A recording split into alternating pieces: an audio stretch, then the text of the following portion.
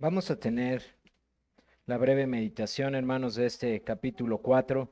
Si ustedes se percataron, hemos pasado a la segunda parte de este el libro del profeta Oseas, en donde el Señor ahora estará hablando directamente por medio del profeta a su pueblo. La primera parte del capítulo 1 al capítulo 3, el Señor estuvo hablando a su pueblo por medio de la imagen que está representando Oseas y Gomer, su esposa, una mujer adúltera. Dios les enseña cómo su amor pactual es mucho mayor que la infidelidad de su pueblo y cómo Él perdurará en lo que Él ha dicho que haría. No obstante, ellos iban a sufrir las consecuencias por causa de sus pecados. Ahora en estos capítulos, del capítulo 4 al capítulo 14, estaremos viendo cómo el Señor habla de manera más directa. Ya no va a utilizar una imagen, ya no va a utilizar el matrimonio de Oseas y Gomer, sino que va a hablarles directamente acerca de lo que Él está viendo en este pueblo. ¿Y qué es lo que encontramos en este capítulo 4?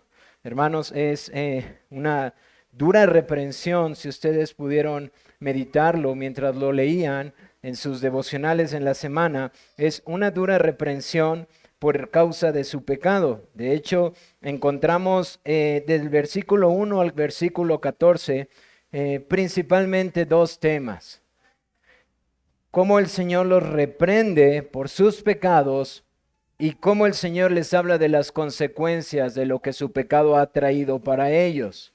Después del versículo 15 al versículo 19 es una exhortación breve a no ir e incitar a su hermana Judá a las mismas prácticas pecaminosas.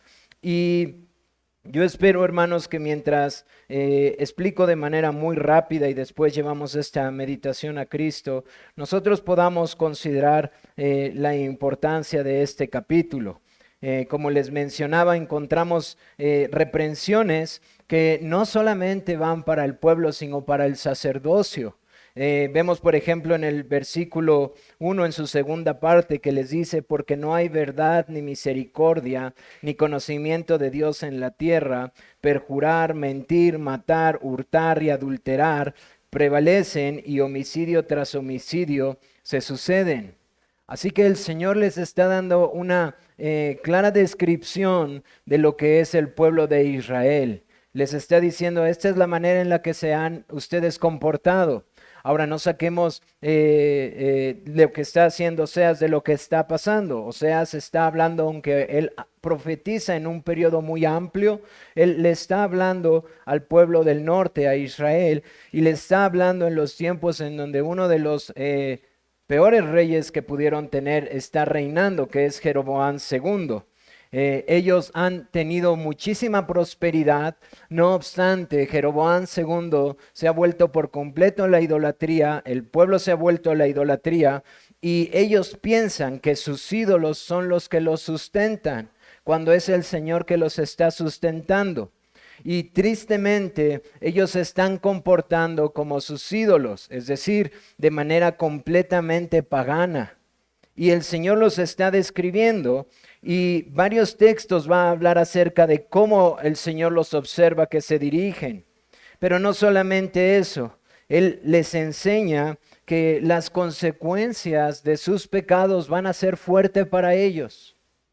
Las consecuencias del pecado han traído sobre Israel que Dios se aparte y ellos sean entregados a más pecados. El Señor les dice que, versículo 3, por lo cual se enlutará la tierra y se estrenuará todo morador de ella. Versículo 6, también yo me olvidaré de tus hijos. Versículo 14, no castigaré a vuestras hijas cuando forniquen, ni a vuestras nueras cuando adulteren, porque ellos mismos se van con rameras y con malas mujeres sacrifican, por tanto el pueblo sin entendimiento caerá.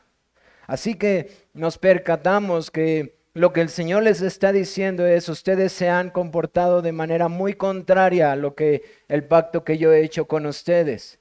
Su comportamiento es demasiado pecaminoso y está delante de mis ojos y han traído consecuencias sobre ustedes.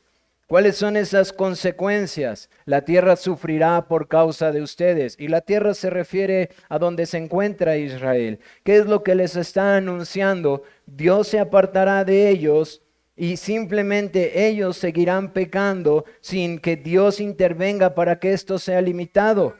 No castigaré a vuestras hijas cuando forniquen, dice el Señor.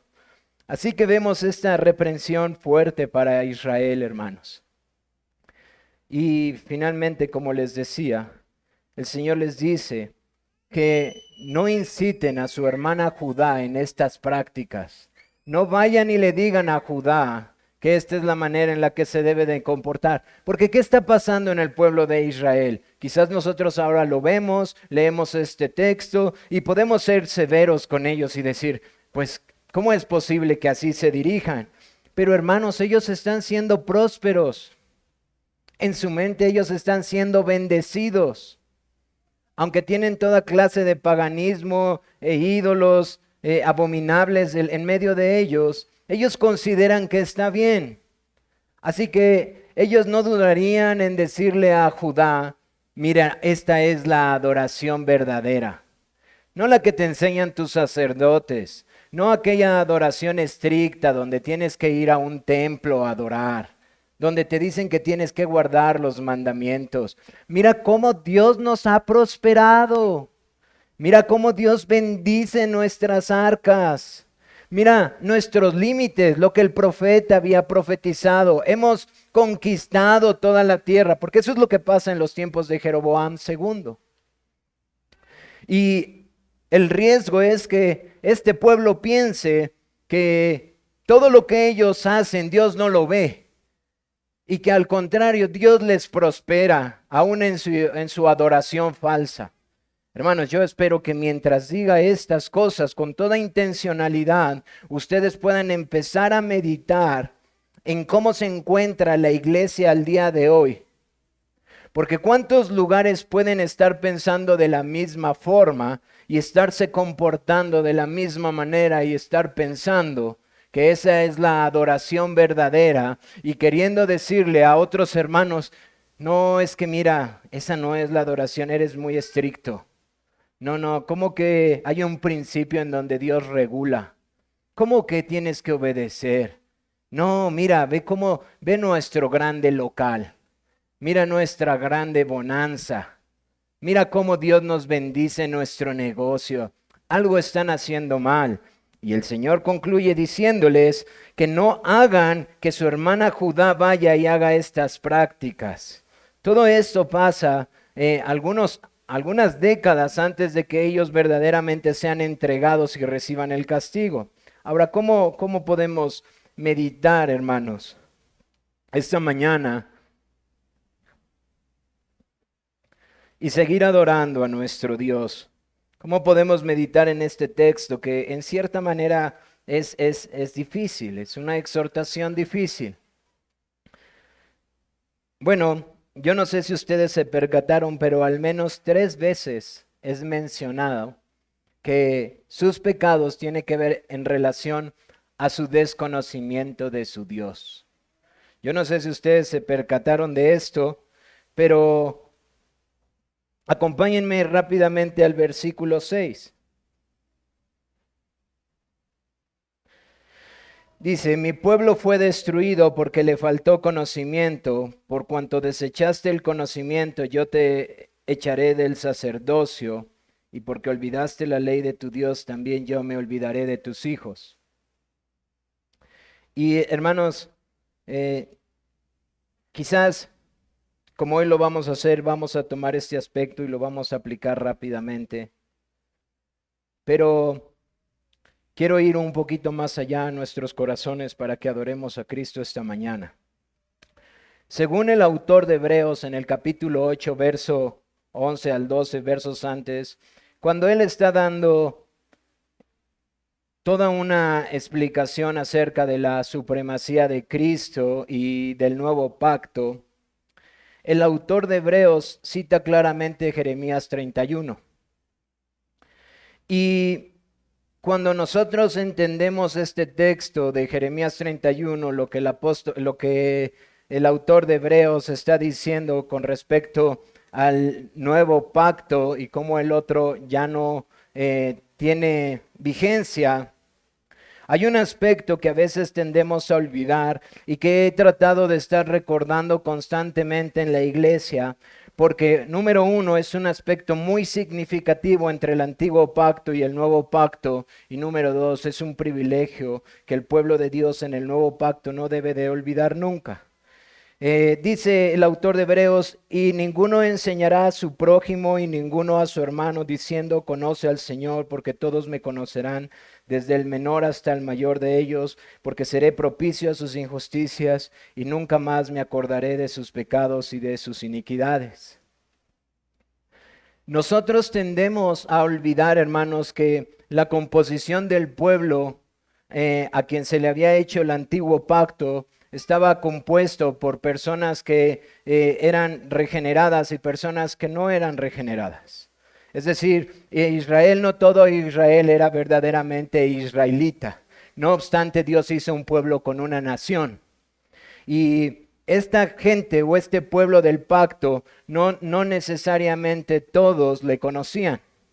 ¿Y por qué quiero utilizar esta palabra, hermanos, a la cual el apóstol o el autor de Hebreos está haciendo referencia? Y que esta mañana debe de animar nuestros corazones a seguir adorando a Cristo.